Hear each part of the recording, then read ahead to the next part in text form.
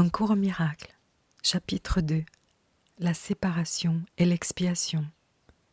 Section 5, la fonction du faiseur de miracles. Avant que les faiseurs de miracles soient prêts à entreprendre leur fonction dans ce monde, il est essentiel qu'ils comprennent pleinement la peur de la délivrance. Autrement, ils pourraient entretenir sans le savoir la croyance que la délivrance est un emprisonnement, croyance déjà largement répandue. Cette malperception vient à son tour de la croyance voulant que le nuisible puisse se limiter au corps. Cela à cause de la peur sous-jacente que l'esprit puisse se blesser. Aucune de ces erreurs n'est signifiante parce que les malcréations de l'esprit n'existent pas réellement. Reconnaître cela est un bien meilleur mécanisme de protection qu'aucune forme de confusion de niveau, parce qu'elle introduit la correction au niveau de l'erreur. Il est essentiel de se souvenir que seul l'esprit peut créer et que la place de la correction est au niveau de la pensée. Pour étayer un précédent énoncé, le pur esprit est déjà parfait et ne requiert donc pas de correction. Le corps n'existe pas, sauf comme mécanisme d'apprentissage pour l'esprit. De lui-même, ce mécanisme d'apprentissage n'est pas sujet à l'erreur parce qu'il ne peut créer. Il est évident donc qu'induire l'esprit à abandonner ses malcréations est la seule application de l'aptitude créatrice qui soit vraiment signifiante. La magie est l'usage sans esprit ou mal créateur de l'esprit. Les médications physiques sont des formes de sortilèges, mais tu ne devrais pas tenter d'utiliser l'esprit pour guérir si tu as peur de le faire. Le fait même que tu as peur rend ton esprit vulnérable à la malcréation. Par conséquent, il est probable que tu comprennes mal toute guérison qui pourrait survenir. Et parce que l'égocentrisme et la peur vont généralement de pair, tu serais peut-être incapable d'accepter la source réelle de la guérison. Dans ces conditions, c'est plus sûr pour toi de te fier temporairement à des mécanismes de guérison physique, parce que tu ne peux pas les mal percevoir comme étant tes propres créations. Aussi longtemps que persiste ton sentiment de vulnérabilité, tu ne devrais pas tenter de faire des miracles. J'ai déjà dit que les miracles étaient des expressions de l'esprit de miracle. Or, esprit de miracle signifie justesse d'esprit. Ceux qui ont l'esprit juste n'exaltent ni ne déprécient ni l'esprit du faiseur de miracles, ni l'esprit de celui qui reçoit le miracle. Toutefois, en tant que correction, le miracle n'a pas besoin d'attendre la justesse d'esprit du receveur. En fait, son but est de le ramener à son esprit juste. Il est essentiel, toutefois, que le faiseur de miracles soit dans l'esprit juste, ne serait-ce que très brièvement. Sinon, il sera incapable de rétablir la justesse d'esprit en autrui. Le guérisseur qui se fie à sa propre capacité d'être prêt met en péril sa compréhension. Tu es en parfaite sécurité aussi longtemps que tu ne te soucies pas du tout d'être prêt, mais continue d'avoir confiance en moi qui le suis. Si ton inclination à faire des miracles ne fonctionne pas correctement, c'est toujours parce que la peur a fait intrusion dans ta justesse d'esprit et l'a tournée sans dessus-dessous. Toute forme de non-justesse d'esprit résulte de ton refus d'accepter l'expiation pour toi-même. Si tu l'acceptes, par contre, tu es en position de reconnaître que ceux qui ont besoin de guérison sont simplement ceux qui ne se sont pas rendus compte que la justesse d'esprit est la guérison. La seule responsabilité du faiseur de miracles est d'accepter l'expiation pour lui-même. Cela signifie que tu reconnais que l'esprit est le seul niveau créateur et que ses erreurs sont guéries par l'expiation. Une fois que tu acceptes cela, ton esprit peut seulement guérir. En niant à ton esprit tout potentiel destructeur et en rétablissant ses pouvoirs purement constructifs, tu te mets en position de défaire la confusion de niveau en autrui.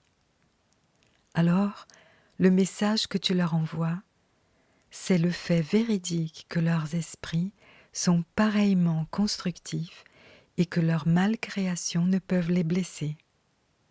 En affirmant cela, tu libères l'esprit de ce qu'il surévalue ses propres mécanismes d'apprentissage et tu ramènes l'esprit à sa véritable position d'apprenant. Il faut insister de nouveau sur le fait que le corps n'apprend pas plus qu'il ne crée. En tant que mécanisme d'apprentissage, il suit simplement l'apprenant. Mais s'il est doté faussement de sa propre initiative, il devient un sérieux obstacle à l'apprentissage même qu'il devrait faciliter. Seul l'esprit est capable d'illumination. Le pur esprit est déjà illuminé et le corps en soi est trop dense. L'esprit peut toutefois apporter son illumination au corps en reconnaissant que celui-ci n'est pas l'apprenant et qu'il n'est donc pas possible de l'amener à apprendre. Toutefois, le corps peut facilement être aligné sur un esprit qui a appris à regarder par-delà le corps vers la lumière. Un apprentissage correctif commence toujours par l'éveil du pur esprit et l'abandon de la croyance en la vue physique. Cela entraîne souvent de la peur, parce que tu as peur de ce que la vue spirituelle va te montrer.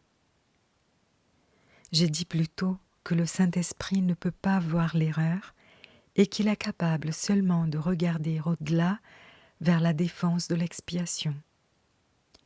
Il n'y a pas de doute que cela peut produire un malaise. Or, le malaise n'est pas le résultat final de la perception. Quand il est permis au Saint-Esprit de poser son regard sur la profanation de l'autel, il regarde aussi immédiatement vers l'expiation. Rien de ce qu'il perçoit ne peut induire la peur. Tout ce qui résulte de la conscience spirituelle est simplement canalisé vers la correction. Le malaise n'est suscité que pour amener à la conscience le besoin de correction. Finalement, c'est de l'indésir d'accepter sans équivoque la nécessité de la guérison que vient la peur de la guérison. Ce que l'œil du corps voit ne corrige pas plus que l'erreur ne peut être corrigée par un quelconque mécanisme observable physiquement. Aussi longtemps que tu croiras en ce que ta vue physique te dit, tes tentatives de correction seront mal dirigées. La vraie vision est obscurcie parce que tu ne peux pas supporter de voir ton propre autel profané. Mais puisque l'autel a été profané, ton état devient doublement dangereux à moins qu'il ne soit perçu. La guérison est une aptitude qui s'est développée après la séparation, avant quoi elle n'était pas nécessaire. Comme tous les aspects de la croyance dans l'espace et le temps, elle est temporaire. Toutefois, aussi longtemps que le temps persiste, il est besoin de la guérison comme moyen de protection. Car la guérison repose sur la charité, et la charité est une façon de percevoir la perfection d'autrui, même si tu ne peux pas la percevoir en toi-même. La plupart des concepts plus élevés dont tu es capable maintenant dépendent du temps. La charité est en fait un reflet plus faible d'un amour qui embrasse tout, beaucoup plus puissant et qui va bien au-delà de n'importe quelle forme de charité que tu es présentement capable de concevoir. Dans le sens limité où elle peut être atteinte maintenant, la charité est essentielle à la justesse d'esprit. La charité est une façon de regarder quelqu'un d'autre comme s'il avait déjà dépassé de beaucoup ce qu'il a effectivement accompli dans le temps. Puisque sa propre pensée est erronée, il ne peut pas voir l'expiation pour lui-même, sinon il n'aurait pas besoin de charité. La charité qui lui est accordée reconnaît à la fois qu'il a besoin d'aide et qu'il l'acceptera. Ces deux perceptions impliquent clairement qu'elles dépendent du temps, ce qui montre bien que la charité se situe encore dans les limites de ce monde. J'ai dit plutôt que seule la révélation transcende le temps. Le miracle, comme expression de charité, ne peut que l'abréger. Il faut comprendre, toutefois, que chaque fois que tu offres un miracle à un autre, tu abrèges votre souffrance à tous les deux. Cette correction s'exerce à la fois rétroactivement et progressivement.